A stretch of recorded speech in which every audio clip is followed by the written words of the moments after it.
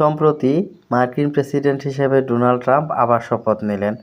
মার্কিন প্রেসিডেন্টের সরকারি দপ্তর এবং বাসভবন হচ্ছে হোয়াইট হাউস। আজকে আমরা হোয়াইট হাউস সম্পর্কে জানব। হোয়াইট হাউস হচ্ছে আমেরিকার প্রেসিডেন্টের দাপ্তরিক বাসভবন। ওয়াশিংটন ডিসির পেনসিলভানিয়া অ্যাভিনিউয়ে এটি অবস্থিত। পেনসিলভানিয়া অ্যাভিনিউ এটি 1792 থেকে 1800 সালের মধ্যে নির্মিত হয়েছে।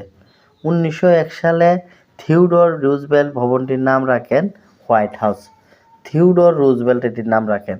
ভবনটির স্থপতি ছিলেন জেমস হোবান। 1814 সালে ব্রিটিশরা আসল হোয়াইট হাউস পুড়িয়ে দেয়। পরবর্তীতে নতুন করে নির্মাণ করা হয়। 6 স্তরে নির্মিত ভবনটির 132টি কামরা রয়েছে এবং 32 থেকে 35টি অত্যাধুনিক বাথরুম রয়েছে। 412টি দরজা রয়েছে। 147টি বুলেট প্রুফ জানালা রয়েছে, যাতে কোনো রকম গোলাগুলির ব্যবস্থা সুযোগ নেই। ও 28টি ফায়ারপ্লেস রয়েছে।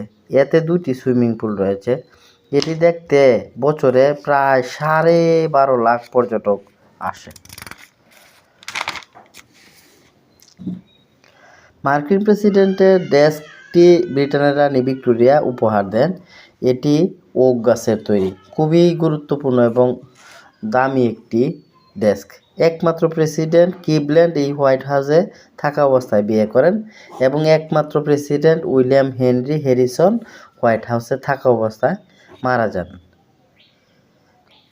এর বাংকার ও গোপনীয় সুড়ঙ্গ খুবই শক্তিশালী নিরাপত্তা বহন করে। দ্বিতীয় বিশ্বযুদ্ধের সময় পার্ল হারবারে আক্রমণের সময় নির্মিত হয় প্রেসিডেন্সিয়াল ইমার্জেন্সি অপারেশন সেন্টার। কারণ দ্বিতীয় বিশ্বযুদ্ধের সময় পার্ল হারবারে মারাত্মক আক্রমণ ঘটে। এর থেকে মার্কিন প্রশাসন ব্যবস্থা নেওয়ার জন্য এই উদ্যোগ গ্রহণ করে। এটি পারমাণবিক হামলাও প্রতিরোধ করতেও সক্ষম হয়। ইস্ট উইং থেকে ট্রেজারি পর্যন্ত রয়েছে 761 ফুট দৈর্ঘ্য গোপনীয় সুড়ঙ্গ। কথিত আছে হোয়াইট হাউস থেকে পেন্টাগন, ভাইস প্রেসিডেন্টের বাসভবন ও ক্যাপিটাল বিল্ডিংয়ের মধ্যেও সুড়ঙ্গ রয়েছে, যা খুবই যোগাযোগের জন্য গুরুত্বপূর্ণ।